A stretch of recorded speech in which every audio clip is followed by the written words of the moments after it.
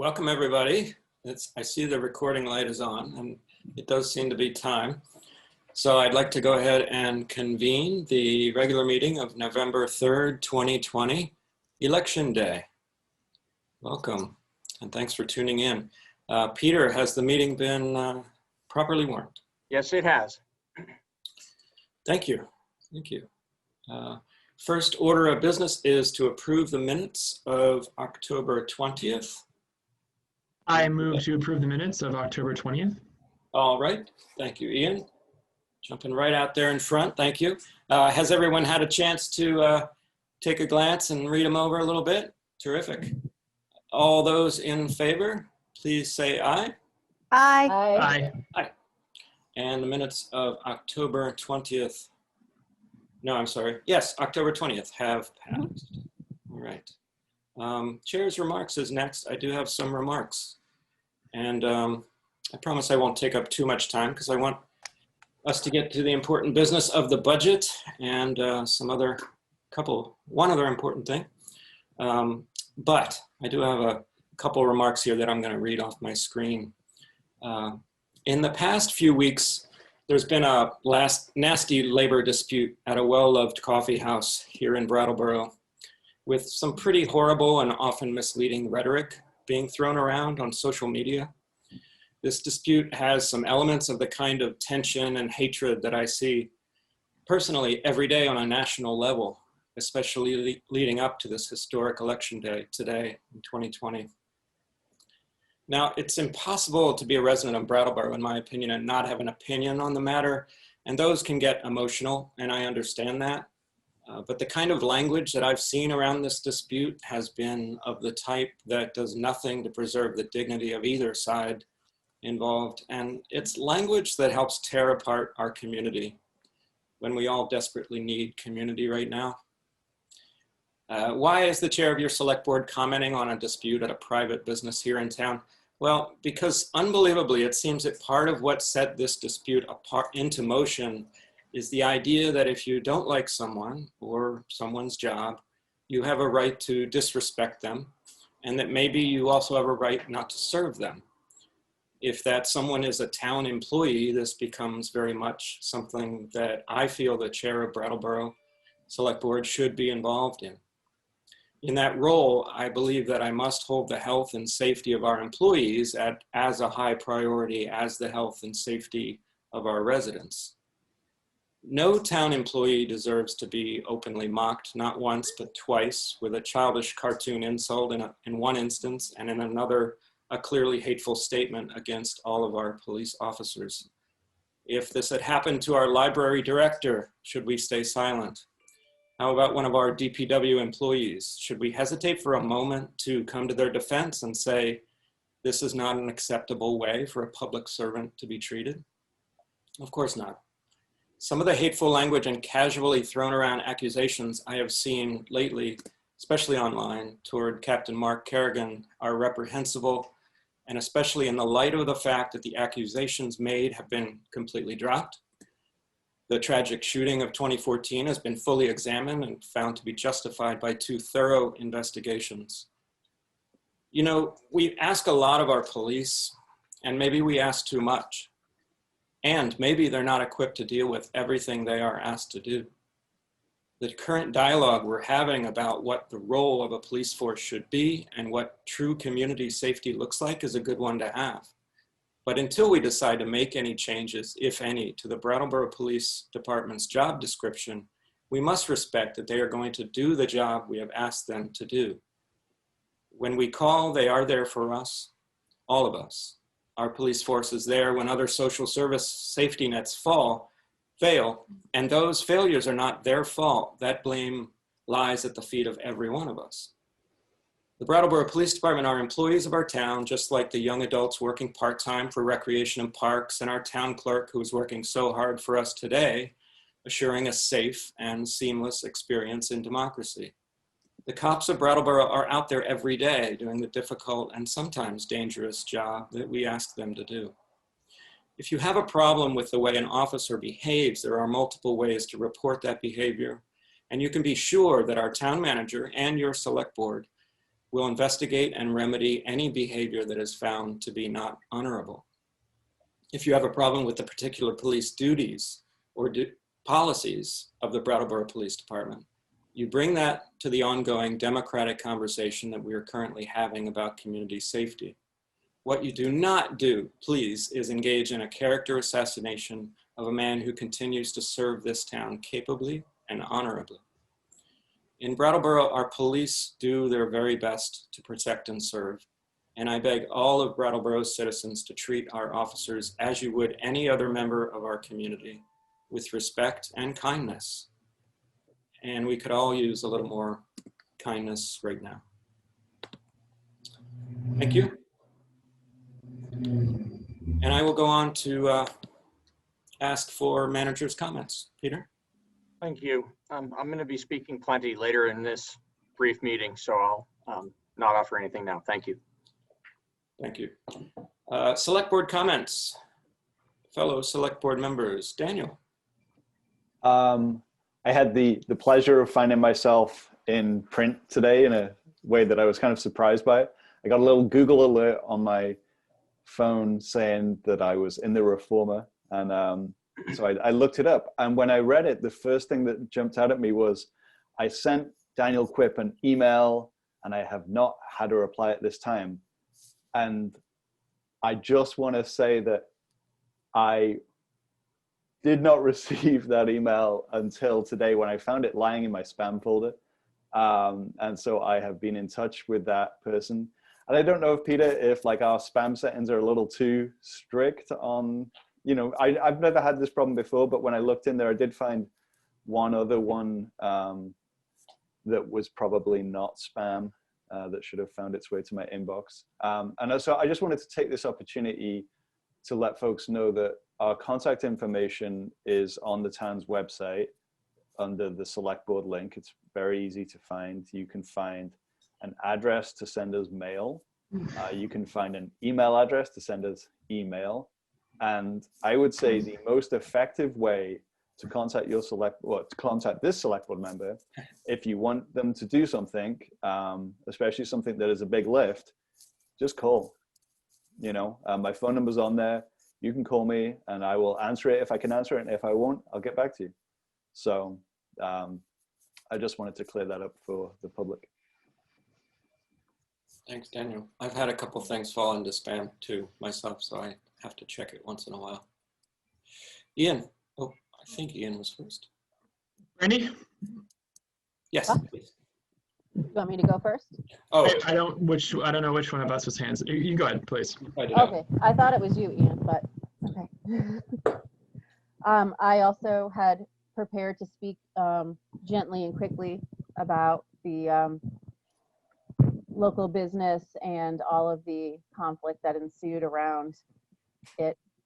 And I have to say that I was really horrified to see some of the comments from community members. We all are on social media. I'm on it a lot for my work. We're all on it. And we see a lot of national comments that blow my mind, but to see people that I know and that I've respected treating other humans in our community that way was really painful. People love Mocha Joe's, and also people love the baristas that made the culture of Mocha Joe's, and they're young. And to sit here on our high horses and act like we never were hot-headed or made mistakes, and to say some of the things that I actually had to take screenshots of some of them because I was so stunned that people that I knew would say this kind of stuff, both about the business and the owners and about the baristas. We need to cool our jets, people. This is a small town and we live together, and we have got enough going on nationally. And to see people trashing each other was really disheartening this weekend. And I hope we can pull it together and start to, like, there's nuance, there's no black and white. And when you make the comments that you made, you assume black and white, which means you assume you've never made those mistakes. And I beg to differ, I promise you have. So please stop it. We have enough going on, and be kind. Thank you. Ian. Thanks, Brandy. Yeah, thank you, Brandy and Tim. And I'd like to, without repeating what you've said, but just fall in line in support of civil discourse. That's the way that we can work together on these issues that are difficult. But to not repeat everything that you guys have been talking about, what I do want to report on is the election. So number one, it's 6:26. The polls are still open, and they're open till 7. So if you're watching this right now, you can, and you haven't voted yet, you can run down there and vote until 7 o'clock. And I was at the poll all day. And I just wanted to give a quick shout out to our town clerk, Hillary Francis, and to my fellow Board of Civil Authority, Justice of the Peaces, and all of the rest of the volunteers and the rest of the town staff who have been working this last month with the mail-in ballots. The election, I guess I wasn't there for the very end of it, but the part that I was there for went really well.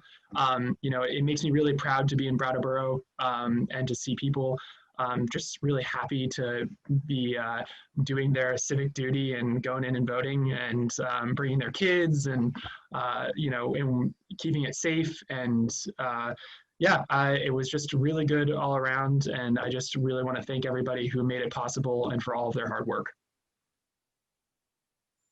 Where should they go?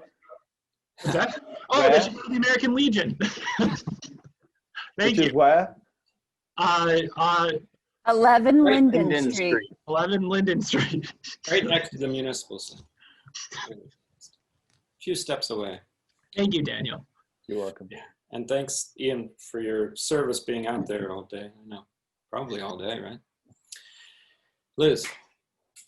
That is not a hand raise. That Oh. is a clap for Hillary and all the people who worked. I'm exploring Oh, the very potential of Zoom. Yeah. Okay. Well, if board members start pushing their buttons, you're going to be pushing my buttons. Just raise your actual hands. This is for Hillary. Thanks, Hillary. Hey, Thank you, Hillary. round of actual applause. And Yeah. all of the volunteers All the Yeah. volunteers. and other folks. Daniel has a thumbs down now. I think this is. Oh, no, it was because of your comment. I forget what he even said now. I don't know how to get rid of it. I guess I just press it again.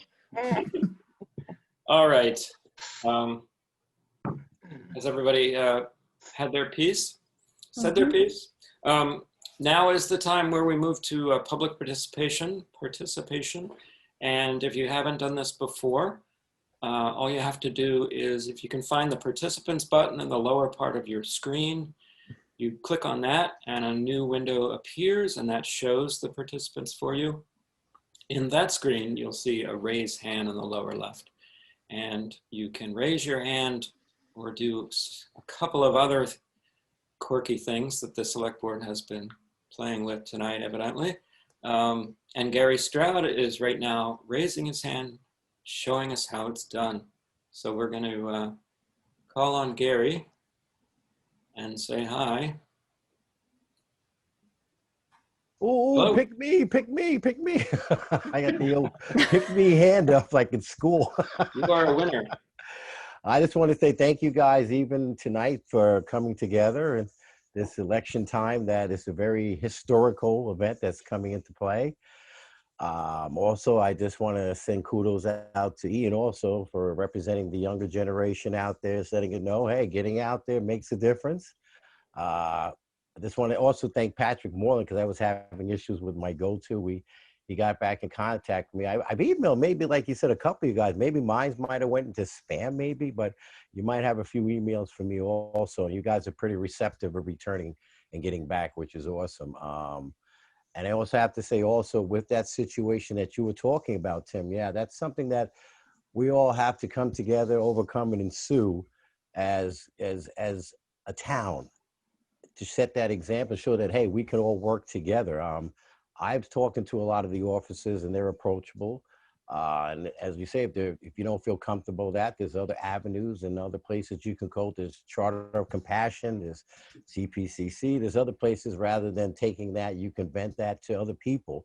So that way it can come together, civil, respectable, and in harmony, so that, you know, we all can come to a commonality and work together and grow. And I think that's very important now that the coming days and years to come, even after the election, this is something we all need to do, and that's healing and coming together with love and peace, and say, hey, look, we got to do this together. We're all in this together. So what happens to one person in this town happens to everybody. We're like symbiont beings. So what affects you affects me.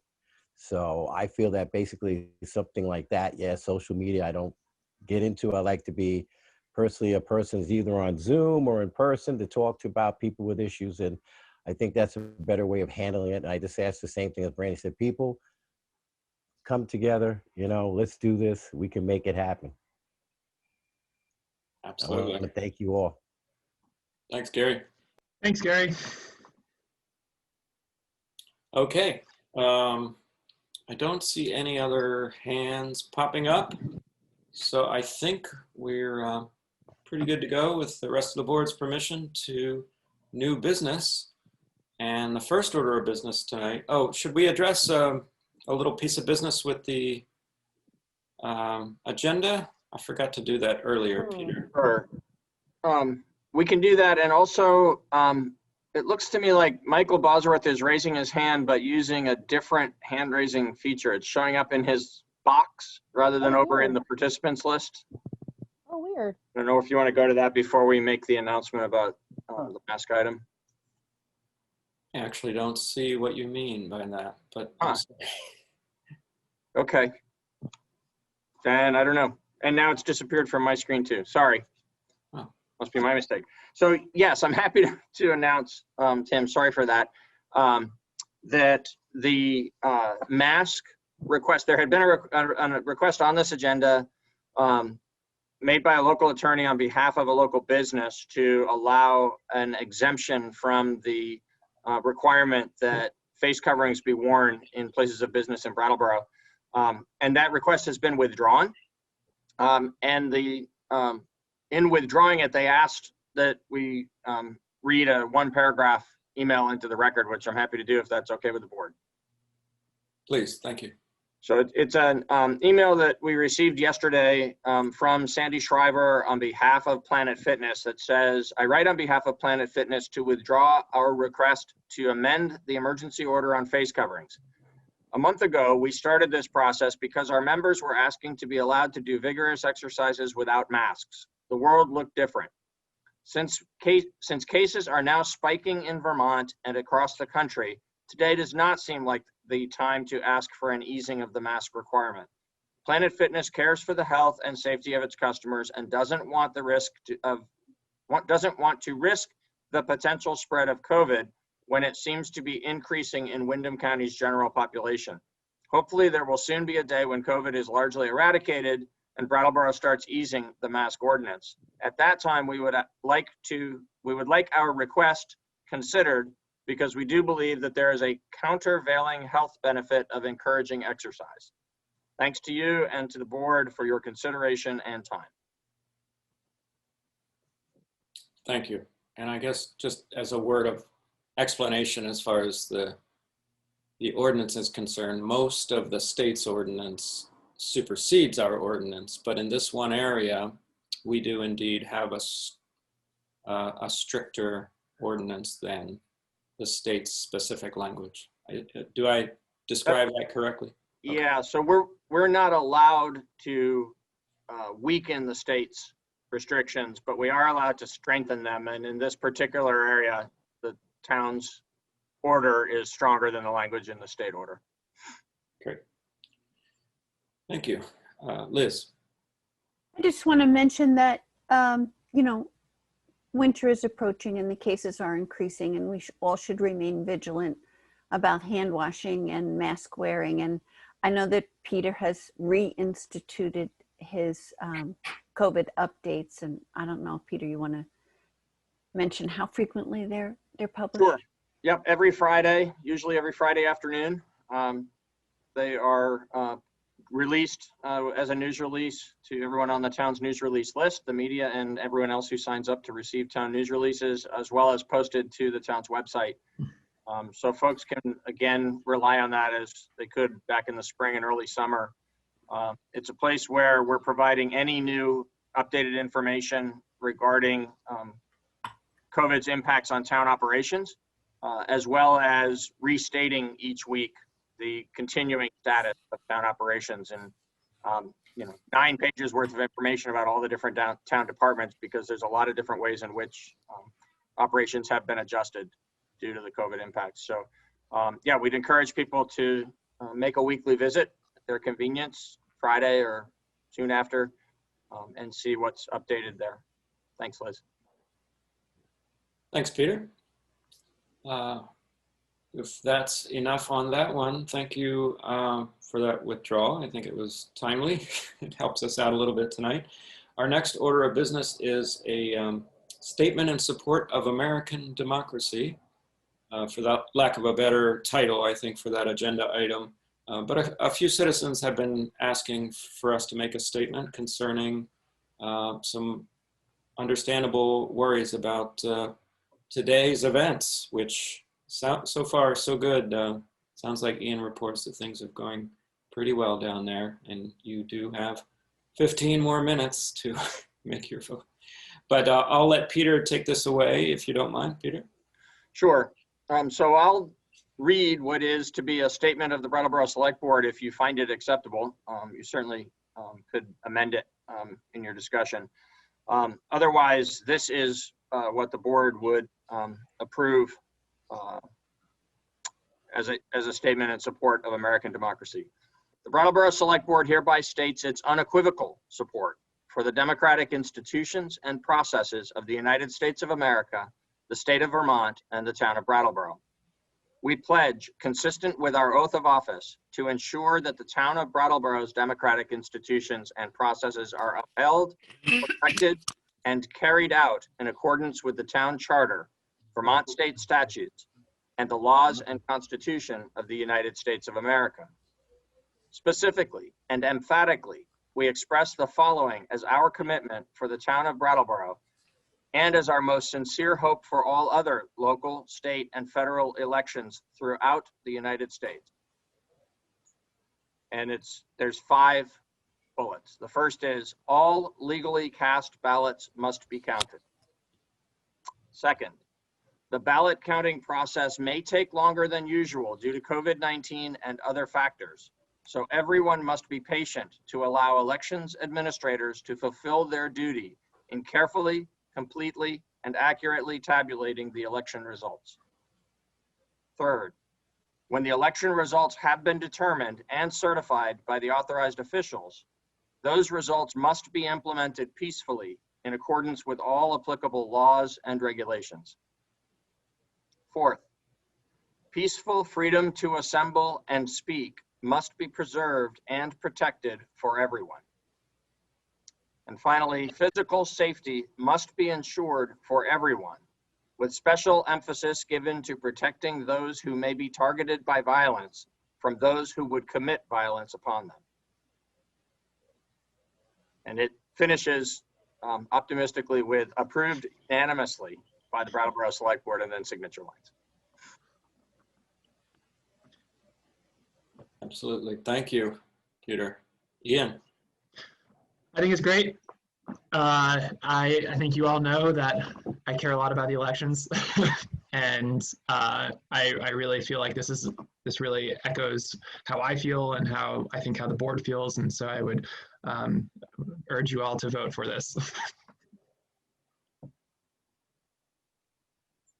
Thank you, Ian. Brandy? Thank you. I agree with what Ian has said, regardless of any feelings I have towards any kind of governmental or sector structures. This is where we are right now. These are the rules that we will abide by, and we will not tolerate things that are lowbrow, such as violence.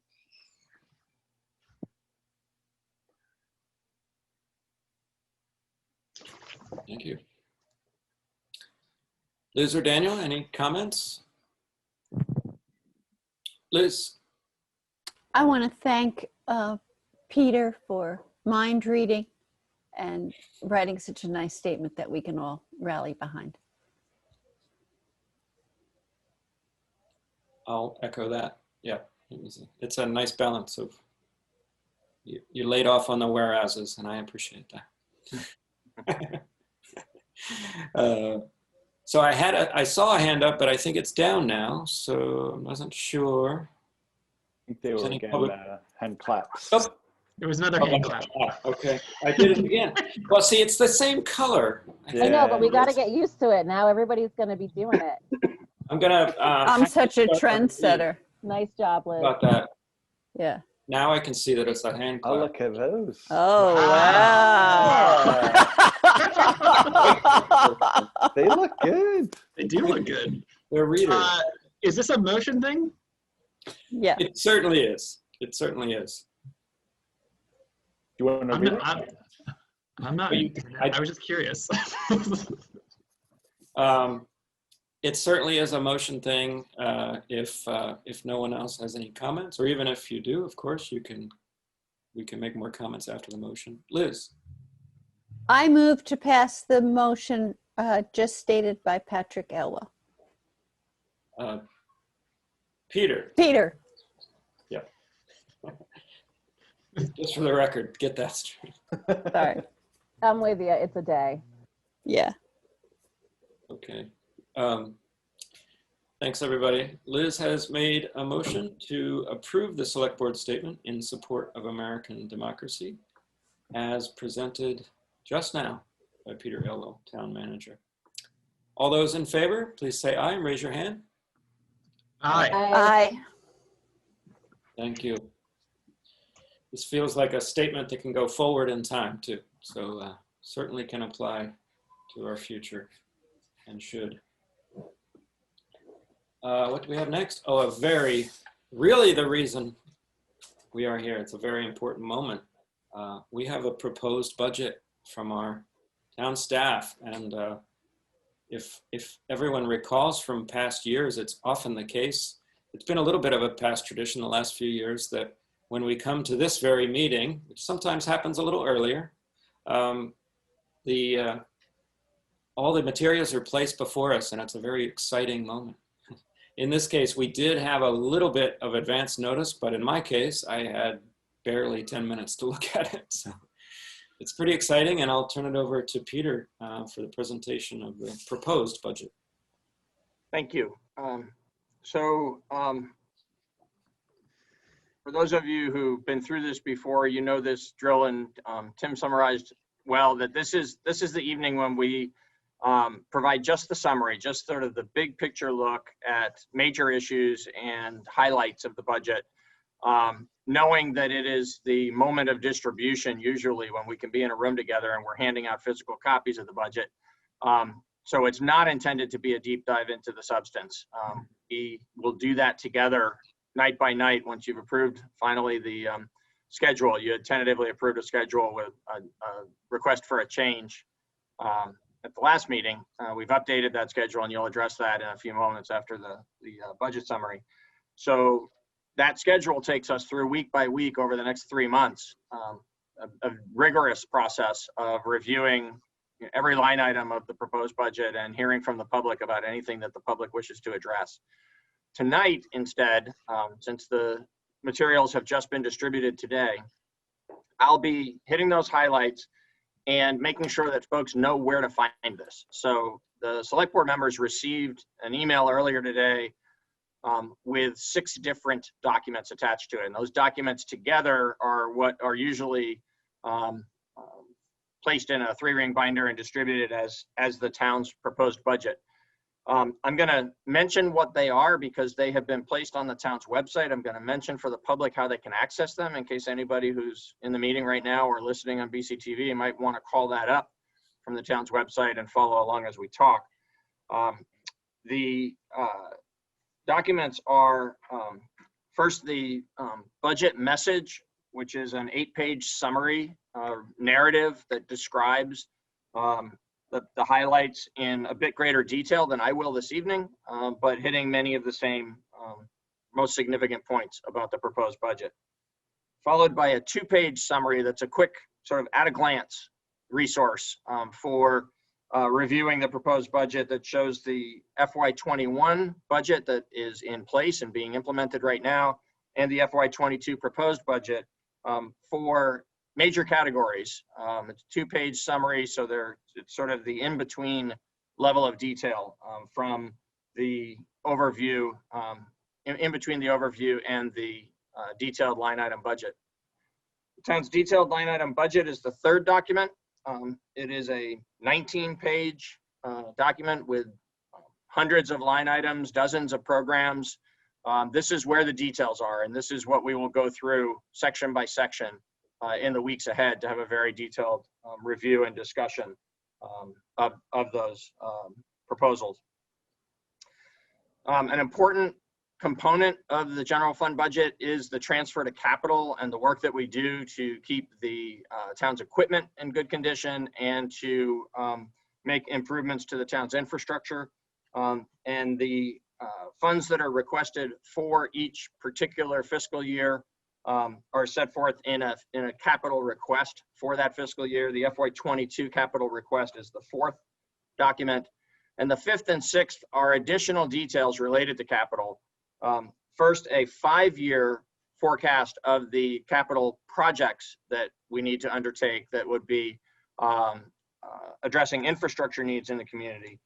And then a 25-year equipment replacement plan that we'll discuss in a little bit more detail later in this presentation, because it has, that piece in particular has an important impact on the operating budget and some of the ways in which we view sort of prudent financial decision making about the operating budget. I do want to note before going on into the details of the presentation that the distribution today doesn't include one thing that the board had specifically brought up last year and that we do intend to address, but have not yet incorporated into these documents, which is visuals that make them more accessible, easier for members of the public to pick up and see at a glance what is otherwise described in narrative or set forth in the tables and in the figures. I apologize for that.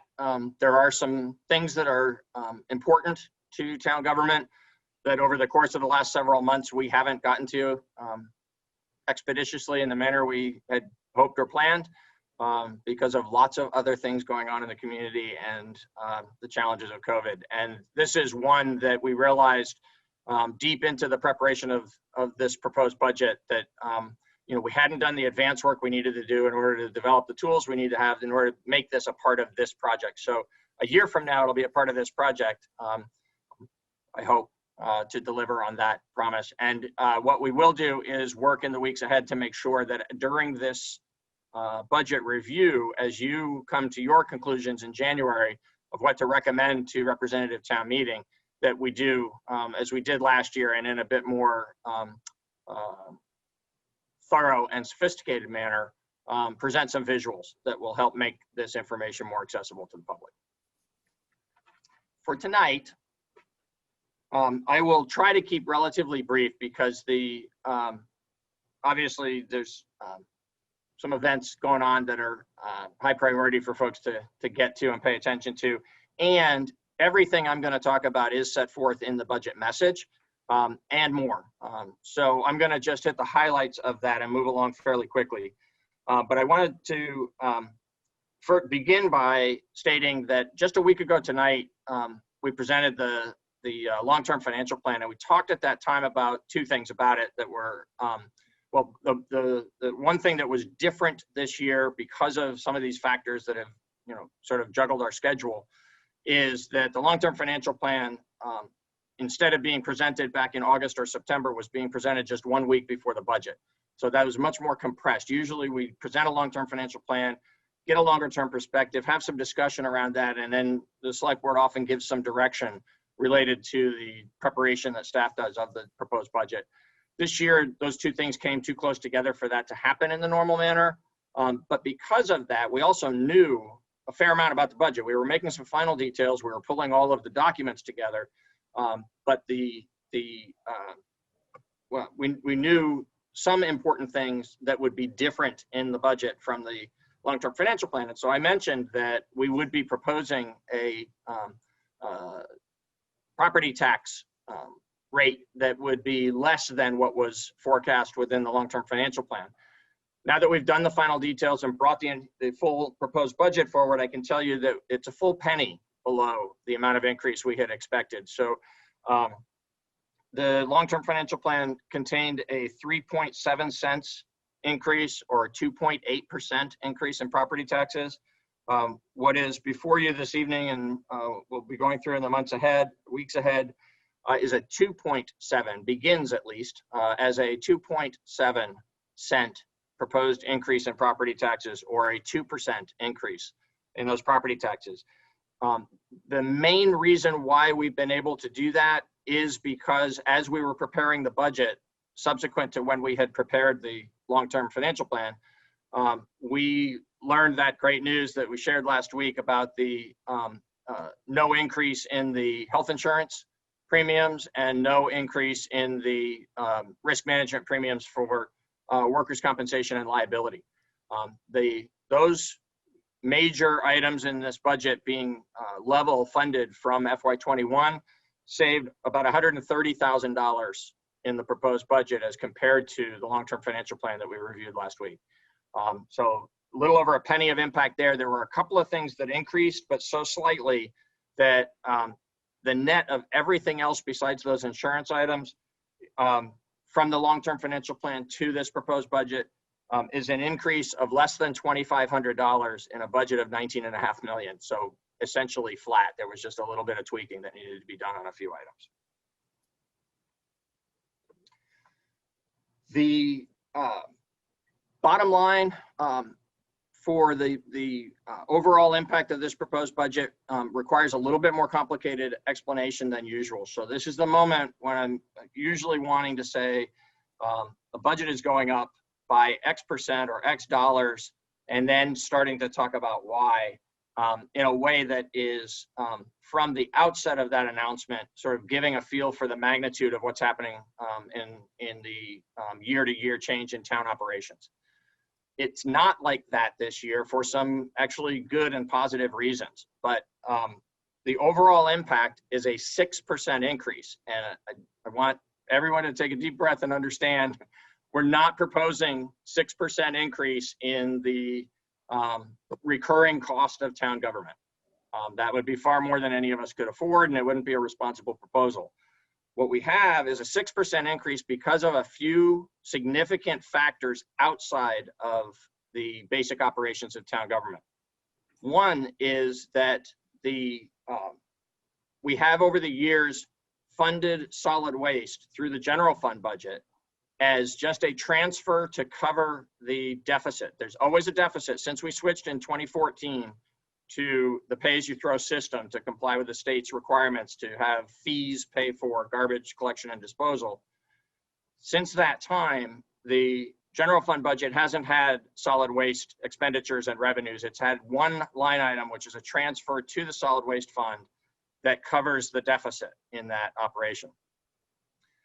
That's not fully transparent. It doesn't show all of the revenues and all of the expenditures like we do for every other program. And it's not the best way to address the solid waste program, even sort of within itself, because you're not seeing it in the same context that you're seeing the other programs of town government. So it doesn't stand on its own like the enterprise funds, and yet we've been treating it like an enterprise fund and addressing it in the springtime instead of in the proposed budget. So we're changing that. We as staff were thinking that that would be an appropriate thing to do, and we got strong advice. We all together, town government got strong advice from representative town meetings, finance committee last spring to make this change for these reasons. And so we did. In doing that, there's $307,000 out of the $1.1 million of increase in the overall budget. There's $307,000 of that is the impact of bringing all of the details of the solid waste program into the town's budget. And what that is the additional expenditures that are above and beyond the amount of the transfer, right? So we have $897,000 worth of costs in this program that are now embedded in this budget. And we used to show a $550,000+ transfer. And the delta between those is what is increasing the magnitude of this budget, but not increasing costs to the people of the community. The costs are the same as they would have been, but now they're shown in detail in this budget and increasing the budget by $300,000. There's also a $382,000 increase in the use of fund balance. This is actually an opportunity for us because of the combination of factors, but primarily the most significant one being the good performance financially of the FY20 budget that returned more money to fund balance than we had expected. So above and beyond the 10% guideline for setting aside fund balance for sort of prudent long-term security, there is more available this year to be utilized for non-recurring expenses. And so last year it was $233,000. This year we're recommending $605,000. That $382,000 difference is recommended to be used for $75,000 of it for the long-awaited upgrade to the website. We'll talk a little bit more detail about that in a moment. But $75,000 we'd like to allocate to the website. That'll be a one-time investment in that. So like a capital project, it's an appropriate use of fund balance. And the remainder of the excess fund balance is recommended to be spent on several capital projects that, again, I'll address in more detail in a couple of minutes. And finally, there's a $45,900 transfer that we are showing in this budget. We're proposing it be anticipated that we will need to make that transfer or a transfer like it from the general fund to the parking fund to offset what we expect to be a one-time deficit in the parking fund. We don't think this is going to be chronic. The parking fund, notwithstanding the hit that it took in the early days of COVID, at the last few months of fiscal 20, actually could have remained solvent without the transfer that was made. If you remember, the transfer that we recommended and you approved late in the fiscal year covered capital investment in the transportation center and the Preston parking lot. It was not to cover an operating deficit because there were sufficient funds in the fund to stay whole last year. We're concerned that that's not likely to be true this year. Parking activity in town is still down. It may yet go down further if we have increased incidents of COVID and less business activity in the downtown in the months ahead before we get further on past COVID and into warmer weather months. So with all of that to contend with, we think it's prudent to plan on covering a deficit in the parking fund with a transfer from the general fund. We don't have any way to accurately project what the amount of that will be.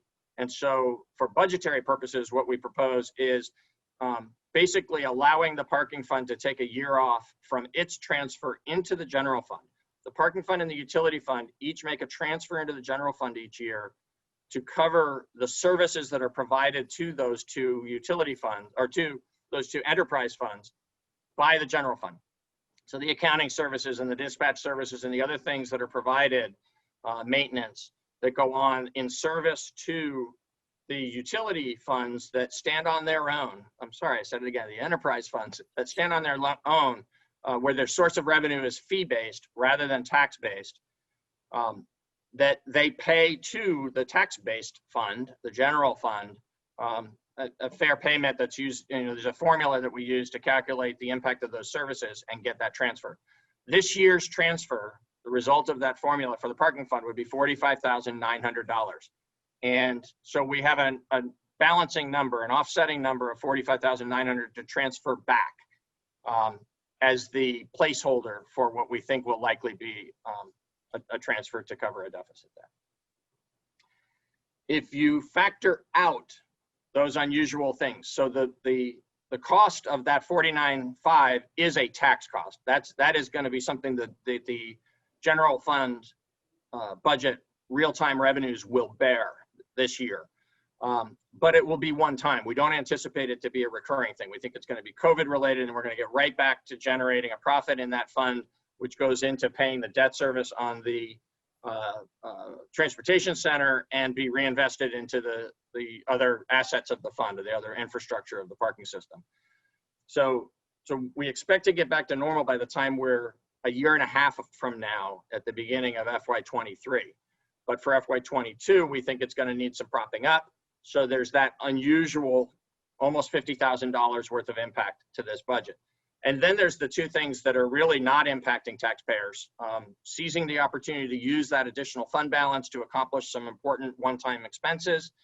And then also the thing that is exactly no impact, no dollar impact of any kind, but just better represented on the solid waste data by putting it all into the general fund so that it's more transparent.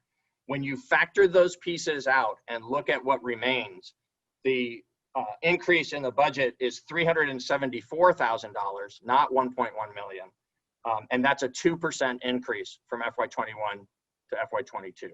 So that, if there's only one thing folks go away with tonight, I would ask that it be the understanding that 6% just isn't a realistic thumbnail on the impact of going from the FY21 approved to the FY22 proposed. For those reasons that I've just explained, 2% is really the right number to be looking at. And that's right in line with, inflationary increases and obligations we have through collective bargaining agreements and the other things that we'll talk about in detail as we go through, that are sort of the year-to-year incremental increase in the cost of doing business. Speaking specifically to how this does impact property taxes, there is a proposed 2% increase in property taxes. The 2.69, actually, I rounded to 2.7 in the earlier summary. But $26.90 per $100,000 of value is what the proposed increase in property taxes is, a 2.69 cent increase. Because the average home, there's so many different types of dwellings and properties in town that it's really hard to talk in terms of average, but it's also hard to kind of get a feel for how this is impacting actual taxpayers without looking at a statistical average. And so what we use is $190,000 is what we have been using the last few years. That stayed pretty steady. It's a reasonable midpoint of the values of home prices in Brattleboro of all the various types. And so for that average homeowner, the increase that would be on their tax bill in order to pay for the proposed budget in full would be $51.11 increase in property taxes to the town for the year, or $12.78 per quarter. Moving on from property taxes into other types of revenues. The rooms and meals tax used to be one that was increasing steadily for the 4, 5, 6 years in a row. We saw it increasing materially from what had been down around $300,000 to what was well over $400,000. This past year, that wasn't true. That stopped in its tracks last winter with COVID. We don't expect that this year is going to be better than last year. We do expect that once we all get to the other side of COVID, that this activity will pick up and this source of revenue will again improve.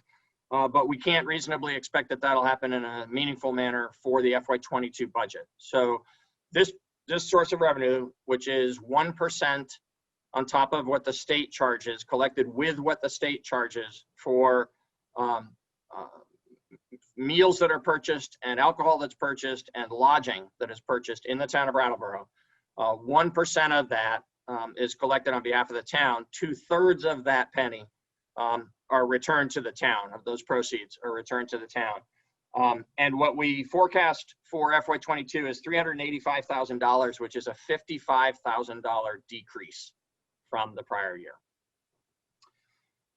Sales tax is a better story. It's the opposite story, actually, because that was a new source of revenue when the local option sales tax, which functions exactly the same way, 1 additional cent on top of what the state already charges, collected by the state, and then remitted 2/3 of the value of that 1% remitted back to the town. The first 2 years of that being in the budget after the select board had recommended and town meeting had approved implementing this tax, we budgeted at $630,000. That wasn't a shot in the dark. That was an informed estimate, but it was a conservative estimate based on some prior data. We didn't know exactly what we would get, and we wanted to make sure we were on the low side in what we budgeted so that we didn't put the town in a bad position when we got to the end of the year. We now have enough experience with this to know that it's performing far better than that. And we expect it to continue to perform better than that because, as you'll remember, and I want to make sure that the public is aware, during COVID, we didn't see a drop off with this.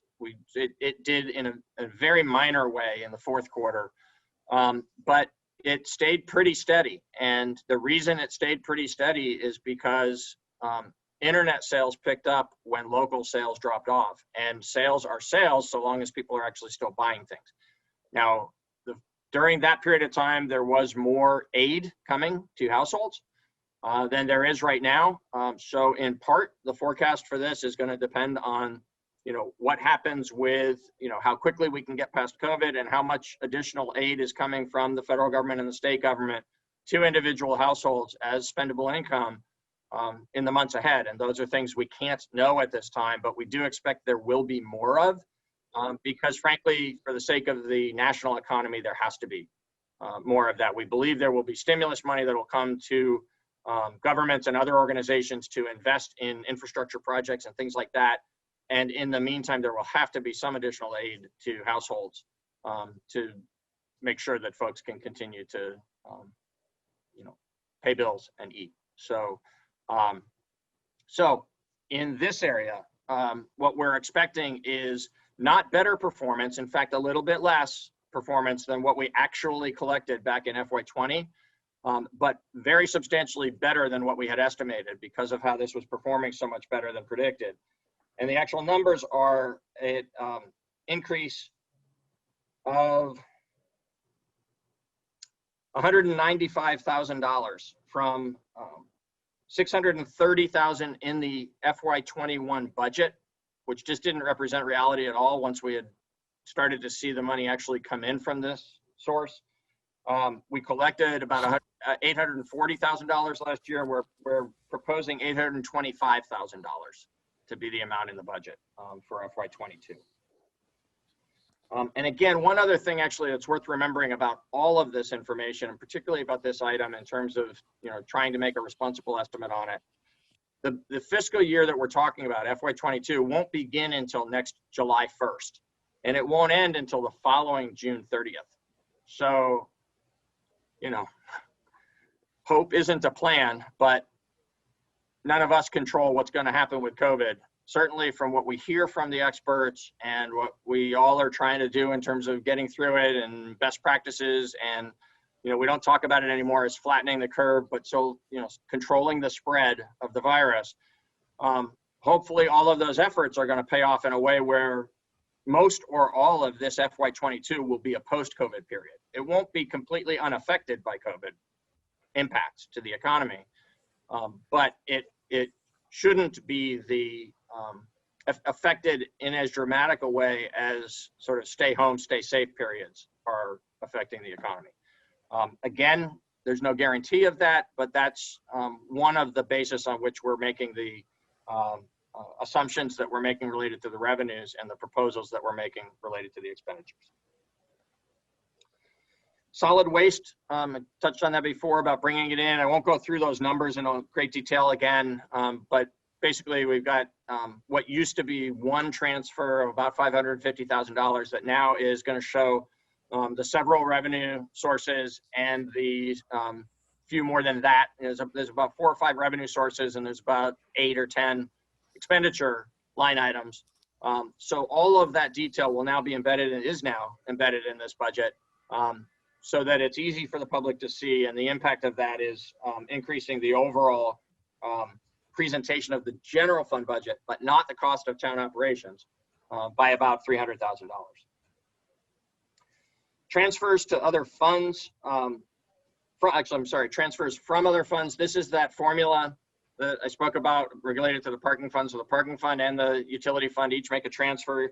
It's formula based, and there's a slight incremental increase of 2% this year, going from $340,000 transferred into the general fund up to $346,800.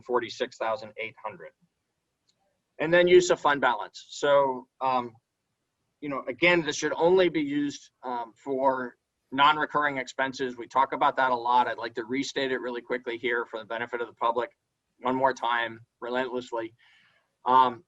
Think about it like a savings account. Households try not to use savings accounts for operating costs or, the recurring monthly costs of the household, because then the savings aren't there. That's an unsustainable way to live. Sometimes you have to use some of your savings for operating costs of the household under extreme circumstances, but you try not to, right? And if you think about the unassigned fund balance of the town that way, that's exactly the same principle at work. We want to be, every time that we can be voluntarily using that source of funds, we want to be using it for a cost that isn't going to repeat, because we don't want to be reliant on a non-recurring revenue for a recurring cost. It's also, though, true that the fund balance overall, and the reason we set aside 10% of it to not be used in the operations of town government, but to be there for emergency purposes, is because things like Tropical Storm Irene do happen, and severe economic downturns like 2008 do happen. And if there isn't some stimulus and some recovery money coming to households, in the next 6 months, then we may need to rely on the fact that we've maintained a healthy fund balance to actually provide that security to Brattleboro town government and town finances. So that's why the savings account is so important. And when we use what is above and beyond the 10%, we want to be using it for something that does not recur. So the $75,000 for the website project and $530,000 worth of capital improvements are what are proposed in this budget. The capital improvements include street paving, sidewalk replacement, paving at Living Memorial Park, and designing safety improvements at the intersection of High Street and Green Street. Those are the things that we want to invest the $530,000 worth of fund balance in within the overall context of the capital request that we'll go over 2 weeks from tonight on presenting the details of the capital equipment and the capital projects proposals.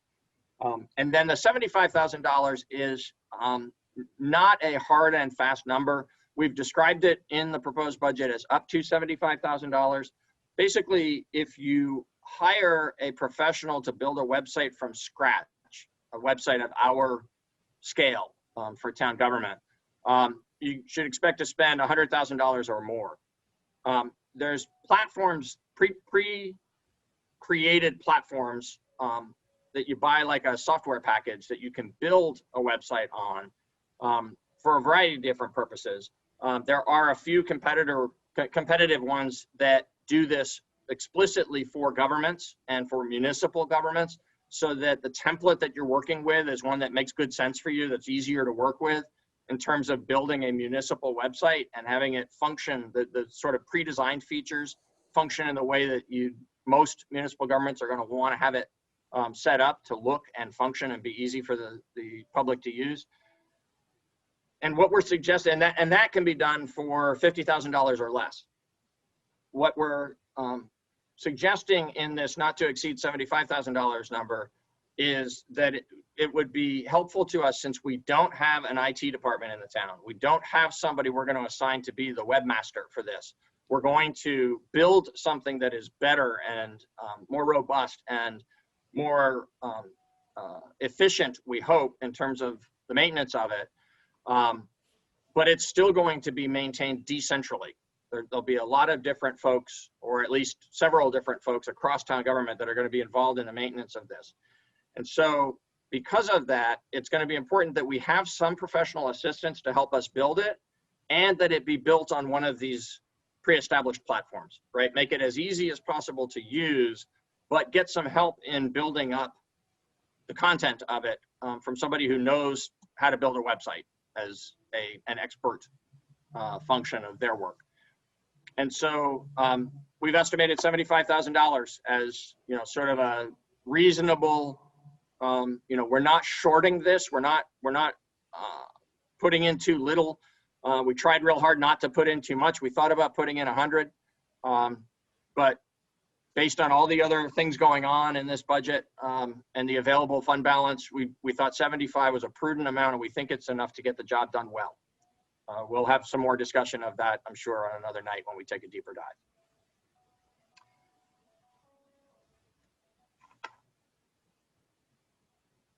And then the final category of revenue is other revenue. It's the catch-all for everything that doesn't fall neatly into one of the major categories.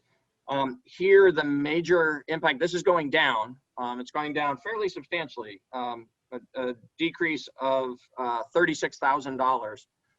The main reason for that is a decrease in our expectation for the return on our invested funds. We've been doing really quite well lately. We made some changes a couple of years ago in how those funds are invested. They're still very safely invested. It's still all very liquid, but we were able to work with the local banks and capture a little bit more interest rate on the funds that the town invests. And so with interest rates having taken a deep dive and staying low for now, we're making a conservative estimate of what we think the interest earnings will be for FY22. Again, there's a possibility that this line item will perform better because going from midsummer of 21 to midsummer of 22, we would hope that there'd be some robust economic recovery during that period, but being careful not to expect that it'll bounce right back. We have estimated a decrease of $70,000 in the amount of earnings on those invested funds. And to give an idea of the magnitude of that, that's going down from about $100,000. I don't actually have that figure right at hand, but we'll cover that when we go more explicitly through the revenues on that first night of details. We'll go line by line through the revenues and we'll address that more explicitly. Moving to expenditures, the staffing is the single most significant cost. We are a labor-intensive organization. We provide services, humans provide services to the community. It's the main thing that we do. There are no new positions proposed in this budget. We're not asking to expand the town staff. There is one position we're asking to raise from 30 hours a week to 37.5 hours a week. That's the assistant assessor position. That relates to some of the ongoing workload issues within the office and even more to preparation for a townwide reappraisal that will have to happen sometime in the next few years. So we're now a decade out from our last one. That's a long time. We've done really well and been really stable. So we haven't had to do another, but the state determines when it is necessary. There are some thresholds that if you surpass them, you automatically go in the queue. And then the state can determine that it's time. And we're sort of approaching the end of the useful life of our most recent reappraisal in town. So we should all expect that that's coming in the next few years. That is a project for which funds get set aside and state funding is provided, and there is some additional temporary staff that is added, and we'll talk about that a couple of years from now when it's time to gear it up. But one of the most significant things that happens is the oversight that has to be provided by the ongoing staff of the assessor's office to make sure that those temporary staff members and the contracted services are getting done what needs to be done.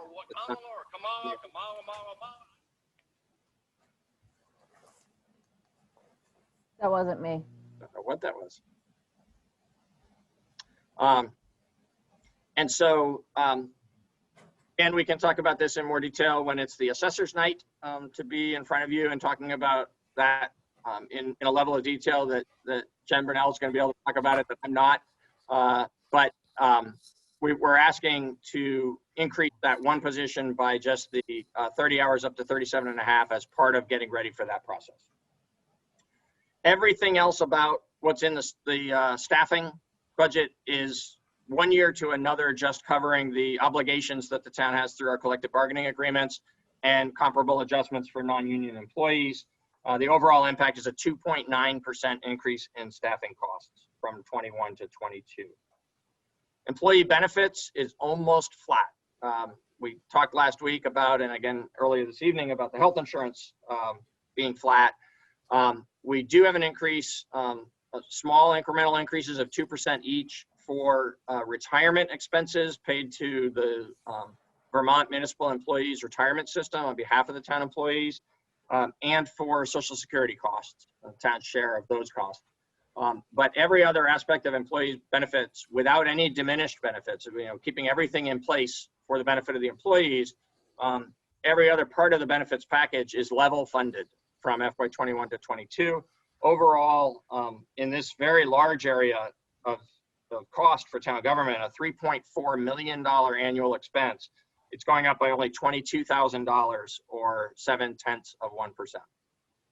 That's a really important factor in the overall impact of this proposed FY22 budget. Sure. Risk management is level funded, second year in a row at $845,000 for the cost of the workers' compensation program and the liability insurance.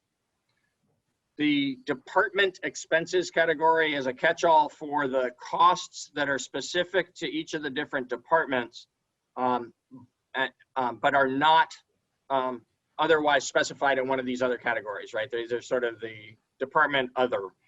And this year they're increasing by more than normal. This is an area where sometimes we've actually gone down, other times been very modest increases.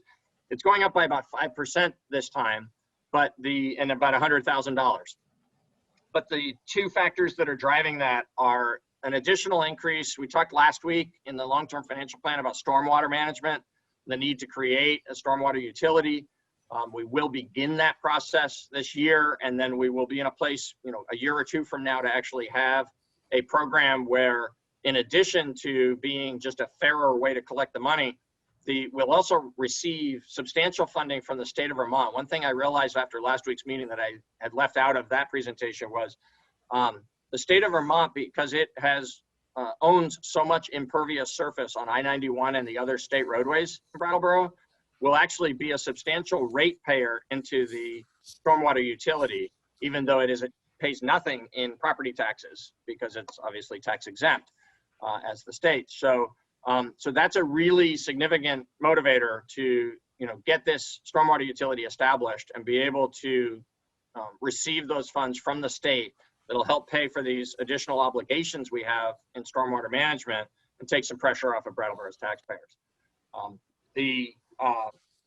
The additional cost in this budget, because they're still general fund costs, the additional stormwater costs here are $21,100. And there are $41,500 that used to just be in a different category. It's not an increased cost to the town, but it used to be in the general services part of the budget and was under other expenditures and is now under departmental expenditures because of the creation of a separate human resources department budget.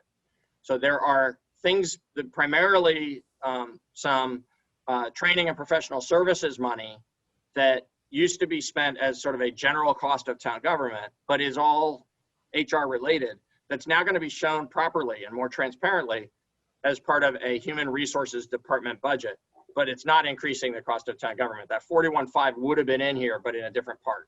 And now it's part of why this particular category is going up. Legal services will go up by 1.9%. That's an increment that we've been applying from year to year over this last decade or so, of a 2% increase for the fee that is paid to Bob Fisher and his firm for the retainer for all the legal services that they provide to the town. No increase in the couple of small related line items that pay for the fees and costs related to the service that Bob provides. And so that's about a $2,000 increase to the budget. Human services funding, this is something that is just a placeholder because of the recommendation that'll be forthcoming from the Human Services Committee of Representative Town Meeting. As that placeholder, what we did this year is what we have done routinely over the years, which is maintain the same amount of funding that was approved by Representative Town Meeting last year. And so that is $210,339. It's equivalent to 1.1% of the proposed FY22 general fund budget. So it does slightly exceed the 1% standard that has been applied to this area of town government in recent years. We talked during the long-term plan, if there is a continued desire among some people in the community, and if they do prevail to have that become the majority view, that this should be a 2% standard rather than a 1% standard, then this amount would effectively double. And that'll be a discussion I'm sure we'll be having upon receipt of the recommendation from the Human Services Committee, and then as you finalize your budget, and then again at Representative Town Meeting. The next category of expenditure is the solid waste expenditures. Again, we're touching on that multiple times because we created the revenue part of this solid waste budget. This is the expenditure part. The next category after that is the transfer to solid waste, which is disappearing from the budget, but will show up this year and next year in the history as we look at, from year to year, what things are changing in the cost of town government. So the fuller explanation is offered in the budget message, and the numbers are included within the budget so that you can see how that history compares.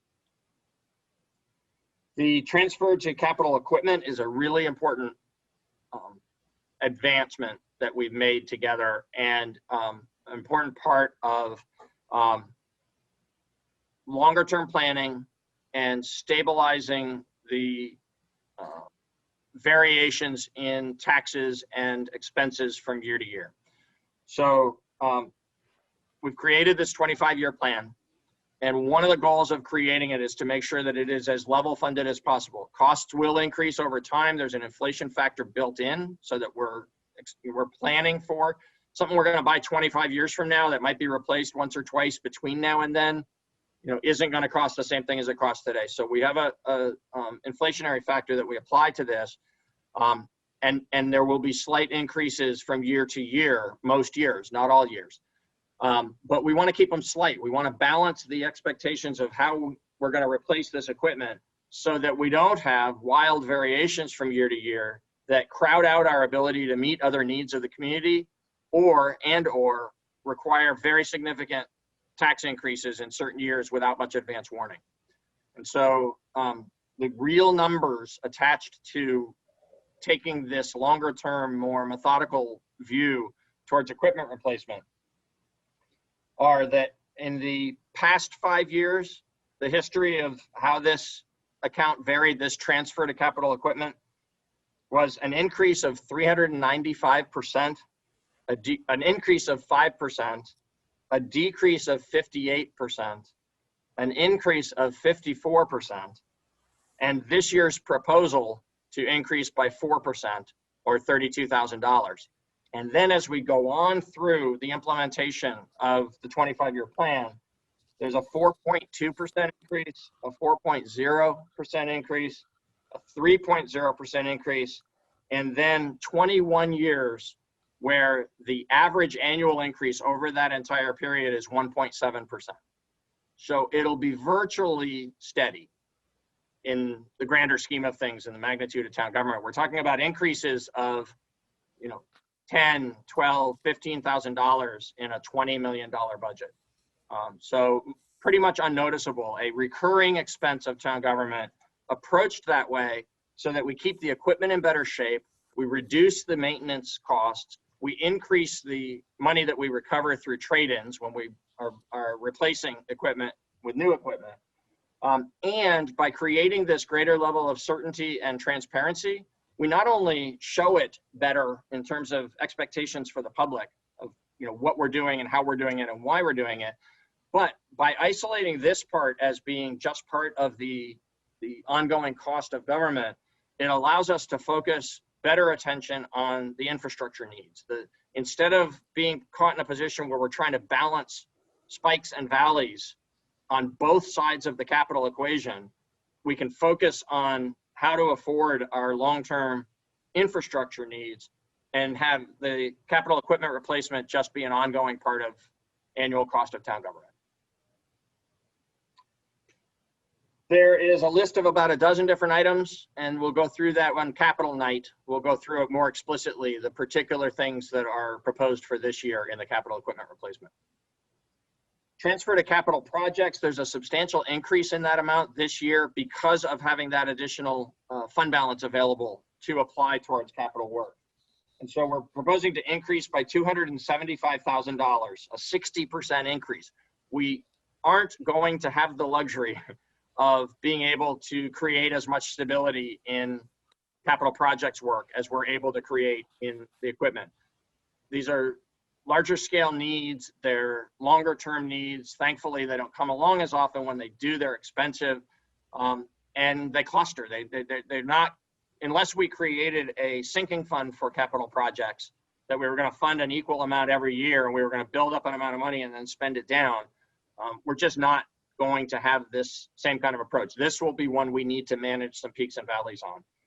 And we'll try to make sure that we accomplish those peak years when there is the non-recurring fund balance available to accomplish some more that year, so that the next year, if there's not as much fund balance available, that number can come back down without us having a tax impact from it. The tax cost of this will be relatively steady from year to year.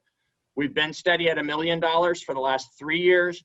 We are proposing that again this year. It's been the last 2. We're proposing it again for FY22 with the expectation that in the fiscal years that follow, we will move up incrementally, trying to get to 1.5 eventually within the 5-year planning period of the long-term financial plan, getting to 1.2. So, but again, relatively steady on the taxation impact of this, not steady on the amount that's expended because of the flexibility that is provided by excess fund balance in the years when more of it is available. Again, we will address, so it's $735,000 of total investment that we're proposing for in projects this coming year, and we'll go through the detailed list of about 8 or 10 items there on capital night. The next item is the transfer to parking. I already described what it is and why it is, so I'll skip over that. For now, it's a one-off, an unusual thing that we're doing this year because we think it's prudent to do it during COVID. And then debt service, which only increases in years when we borrow more money and then steadily decreases over time until it becomes necessary to borrow more money again. We are not very debt reliant. We've managed that part of town finances really well. But some things, some of the larger capital improvement projects just require debt, the things that we couldn't afford to do if we didn't borrow money to accomplish them. And so debt service is the category of the town budget where we're paying off that which we have borrowed and not yet fully repaid. We are not proposing new debt in this budget, and so this will go down, and the decrease is a mathematically calculable number. So this one, unlike many of the others, which are best responsible estimates, this is actually a known number. It will decrease by $26,300, which is a 2% decrease from 21 to 22. Other expenses, it's about a $73,000 increase, and since the line item within this category for the website upgrade is $75,000, that fully accounts for this. That what's going on in the other categories within this is some are going up a little, some are going down a little. The amount of the increase is a use of fund balance, not taxes, of $75,000 to upgrade the website. 2 final notes. That's the summary as it relates to the major categories of revenue and the major categories of expenditure. 2 other notes about expenditures. The police department, of course, has been and is ongoing as a major focus really throughout America, certainly here in our community. Because the community safety review is ongoing, because we can't know what recommendations will come from the Community Safety Review Committee to the board by December 31st. And we can't know how the board and the community will react to those recommendations. That's all in an early process, certainly vigorously moving forward, but we can't possibly know or accurately predict the outcomes yet at this point. So what we have done in the preparation, we the staff, in the preparation of this proposed budget, have just put blinders on to the fact that that process is happening. We've proposed a budget that would be, our best advice to you if it was going to be one more year of status quo, one more year of the police department in the same size and scale, performing the same level of service for the community as in FY21. We know that there will be a robust conversation around that in January, and we think this is a good starting point for that conversation. The other note about expenses is the creation of the Human Resources Department. So here we think that's a really important thing to do. We've got now a couple of years of the human resource function within the town operating and being really effective. We've had some good changes that have come from that. We've got a lot more that we're working on and have planned. And it didn't feel transparent in kind of the same way as the solid waste costs and revenues in that case being harder for the public to see and understand because of how we were treating that as a budgetary matter. We felt the same way about the human resources piece. We've made an investment as a community in human resources, and it's paying some dividends for us in terms of town operations and reducing liability and increasing the health of our work environment. And those costs were the non-salary costs were in general services, and mostly in a couple of other places, but mostly in general services. And the salary costs were in the town manager's office. And it didn't tell the story of the investment that we as a community are making in human resources to make sure that we are appropriately addressing that important part of our town organization. So we have separated that out. And there's about a $12,000 increased cost that would have been proposed anyway, but it would have been proposed mostly over in general services because it relates mostly, that $12,000 of increased cost mostly relates to increased software expenses because we've implemented some digital processes in HR that used to be done in a decentralized manual manner. So we have, by doing that, we've increased efficiency, we've increased reliability, and there's a cost that comes to maintaining that software and building onto that program.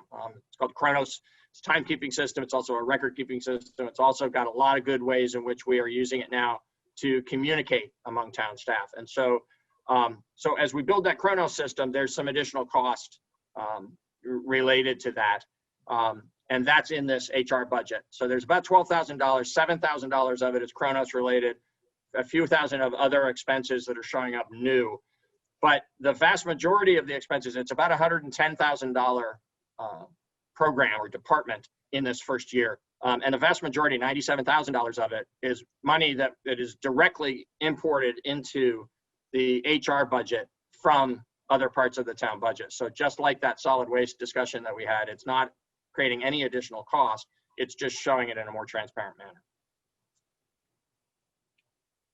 Fund balance, we ended fiscal year 20 with an unaudited, but when I say that, it's really the sort of bureaucrat's asterisk for, it could be a few dollars different in the final audit, but this will be very close. It always is very close to the final number. Some years it's spot on.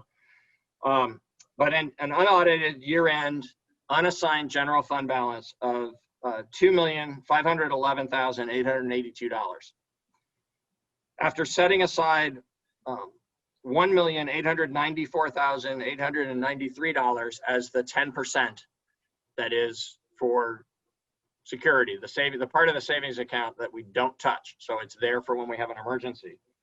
There is $616,989 available of excess fund balance that can be used in this FY22 budget. We're proposing to use $605,000 of it for the website and the transfer to capital that we've already discussed. And that is my presentation of the overview. Whew. Thank you. Well done. Thank you. I had one question about debt service. Sure. Is there any Is that, I mean, the standard of practice with that, is there usually any wiggle room that you have in debt service? None. Yeah. Because what it represents is the obligation that we've signed on to the people who bought our bonds or the banks who made our loans to us. Yeah. So it's not something that wiggles from year to year. It's a known obligation. We could tell you right now what we're going to owe in FY25 if we don't borrow any more money between now and then. I wanted to ask just because, you know, people are familiar that there are programs to delay debt in, you know, home ownership, mortgage situations, things like that. So I was just curious if there had been any kind of steps taken federally to, you know, to be able to, for towns, I guess, to be able to hit the pause button or Right. to reallocate some of those, you know, committed funds. So that hasn't happened, and I'll go out on a limb here. It's really not something there's been a lot of discussion about in municipal circles around all the other many things that we do, review related to COVID. But I would speculate, and I think solidly, that if there was any relief like that forthcoming in the remainder of COVID, that it would likely come down as payments from higher levels of government to allow us to honor the obligations we've incurred, rather than wiggle room to not have to make payments to our creditors. Because the ripple effects to the economy of municipalities not paying their debt could be just enormous. And so I think if there is a way in which the state, and particularly the federal government, might address that, particularly out of a concern for those, we talked last week about the fact that we've been really fortunate, you know, knock on wood, our situation is more stable and secure than many other municipalities at this point in terms of COVID impacts. So if that becomes an issue that higher levels of government feel they need to address, I feel pretty confident they would address it by providing aid to us so we don't default on our debts. Ian had a hand up. Thank you. Yeah, so I think this is basically the beginning of the budget, and I'm pretty excited for my first time here. And I've got lots of questions and thoughts, which I think are all going to go into when we do all the deep dives. But I think the one question I have, which may be just helpful this early, is so with solid waste and with human resources, the changes made are to just be more transparent so that people can look at that and actually understand what's going on. Yeah. Does anything need to be changed with the parking fund, with us eating the 45,000 so that it reflects more accurately what's going on, even though it's just for 1 year? No, so the way to reflect it accurately, if we believe it's just going to be 1 year, is the way we're doing it. So that there is a transfer this year to prop up that fund, and then it disappears. And what you would see over the next few years is in the summary tables, there'll be, and actually in the detailed line items for that matter too, there's multiple years of history. So you'll see that rat move through the snake. Yeah. You'll see that amount of money disappearing year by year, and eventually that line item will disappear. So historically, we'll know that this thing that we don't normally spend money on, we had to in FY22. That's the way you'd want to show it. The structural change that we're making related to solid waste or human resources, you'd only want to make if it was going to be, you know, a permanent change rather than a temporary impact. Okay, that makes a lot of sense. Thank you. Peter, Yes. never say that again. The snake. I'm kidding. Good Sorry. God. Ugh. I'm just trying to lighten it up. Daniel. I have a question, and I guess it's not even a question, it's more of a request. When we get to Public Works, or maybe when Public Works are talking about some of the capital projects, I'd like to explore a little bit more about paving and sidewalks. I know that some of that has been increasing over the years, and I'd like to just kind of map out what it might look like to do more and how much of an impact that would have Sure. on people's streets. Yep. Yeah, we'll be happy to do that. And I should have pointed out, I didn't, and it's a detail we'll cover on Capitol Night. This year, there actually are pretty substantial increases in both of those categories, fulfilling a promise we've made to ourselves and to the community to build that up over time. We're actually arriving at the goal of $100,000 a year that we set for ourselves back when we were spending $20,000 a year on sidewalks, which was accomplishing very little. Right. So over a period of years, we've built that up to 100. We arrived there this year. And the paving budget similarly is increasing pretty substantially and also proposed to further increase over the next few years. But we should speak to those details and we should explore with you how we might do even better. Right. I guess the metric I would be kind of interested in is like, how many miles of sidewalk can we do for this amount of money? Absolutely. Out of how many miles need to be done? Yep. And how much, you know? So if Steve were in the meeting, he could tell you that right off the top of his head. I know he could. We'll be well prepared for having that conversation on Capitol Night. Great. Sure. That'll be a good one. I'll look forward to that. Yeah, I'm me excited too. about that. Maybe there'll be a map. The maps are great. He's got one. He's ready with it. I'm It's sure. also something, Daniel, that we do at traffic safety from time to time. We take a look at the sidewalk piece, not the paving piece. But we look at the sidewalk piece with traffic safety from time to time when we're doing a deeper dive update to it. Okay. Thanks. Question. All right.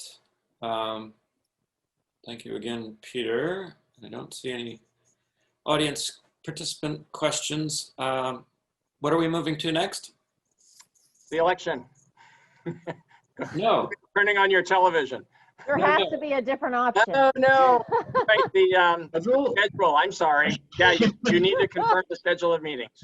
Absolutely. I Sorry thought about you that. would want it. I was asking you that because I thought you were proposing that we just take a glance at one more document, but I misunderstood. Yeah, so sorry that I spaced out on that. The one more document is my memorandum dated October 28th to you, proposing the schedule of meetings for the next couple of months. It is a little different. It follows the same basic structure as we do most years. It's a little different, as you know, because we've got a little bit of a late start out of the gate. We've got that special meeting a week from tonight that is going to be addressing land that needs to be acquired for the Hinsdale Bridge project. So that's going to be an entirely different topic. And then when we come together on the 17th, we will begin with the revenues, capital projects, and capital equipment investments. So we'll go right into some of the things we just talked about then.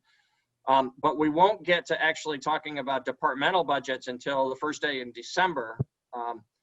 With the 24th, as it's proposed here based on the request you made last week, the 24th, so the 17th, we would do revenues, capital projects, and equipment. The 24th, we would review police procedures. And starting on December 1st, we'd be going with the different groupings of departments to look at the line item budgets. So still in all, as it's set forth here, you can see when the different departments would be coming on different nights.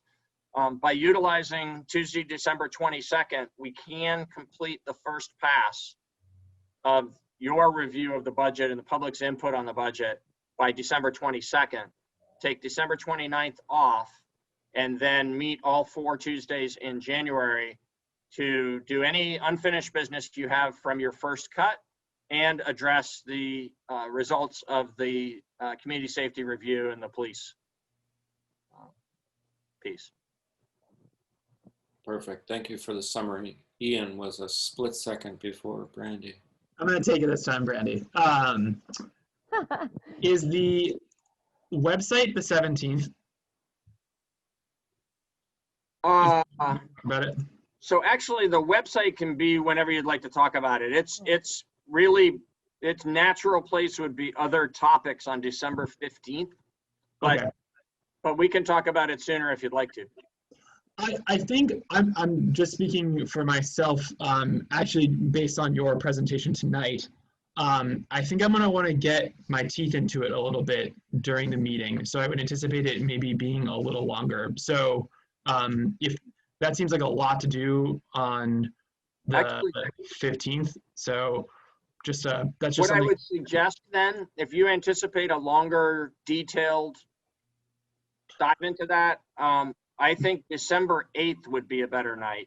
The 17th is, and the 17th of November and the 15th of December are both regular meeting nights.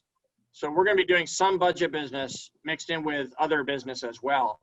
If we're going to need some time to spend on the website item, then we should do that on a night when it's just budget business. And on the 8th, December 8th, we've got Public Works and Recreation and Parks. We could also do website that night. So, fellow select board members, I'm willing to plead my case here a little bit on why I think it needs to be more given a little bit more time. But if No, you're go ahead. take my word for it here. Okay, cool. Yeah, I think Yeah, if you're fine. feeling strongly about that, we'll Yeah. support you. Love talking about websites. Yeah. I got this one. Google is pretty good. Yeah. Stop now. I'm told it's a series of tubes. The internet. Oh, God. Oh boy. Do we have to pass a motion or are we good? You don't have to pass a motion. I need to know if as a group, if there are 3 of you who see a problem with this that needs to be addressed and changed, I need to know that. Otherwise, we're going to follow this schedule with the I like- addition of the website for December 8th. Yeah, Great. sounds I think- fine. Yeah. Thank you. Unanimous Yeah. nodding. I was Great. just gonna give my support. What was that, Ian? We're gonna be busy. If Yeah. it's Tuesday, we're here. That's Yeah. how it goes, baby. Well, not the Tuesday between Christmas and New Year's. Right? We get one off. Yeah, maybe. Yes, dear. Well, nobody's going anywhere. Well, Hey, Liz is chairing that meeting. Do you ever say "we'll see" to Declan? We'll see. We'll Yeah, I see. think you just heard "we'll see." Yeah. Well, we'll Boy, see. my mother used to say that all the time. I'll just say we'll see who's chairing that meeting. We'll see. Oh. We'll see, dear. Very nice. Big muscles flexing. Well, So Right. then are we ready for the other motion? I wanted to just let everybody know that my prediction has come true, and Vermont has been called for Biden, Almost like you're a probably psychic. before the polls closed. Yes, before the polls close. Oh, So really? just Oh, my gosh. In our time for the rest of the nation? Wow, Liz. Vermont Too much on one time with side and Tim. Kentucky on the other. Too much time with Tim. Yeah, I come by it honestly. All right. Any other motions that the board? God, no. No. Well, we can't get out of here without a I mean, motion. I could move to adjourn if you want. I thought Yes. Liz was gonna. No, go ahead, Daniel. I move to adjourn. You know, Thanks Second. for watching, everybody. Daniel has moved to adjourn. All those in favor of that motion, raise your hand. Aye. Uh, Go get weird. Everybody stay safe. Get weird. Be calm.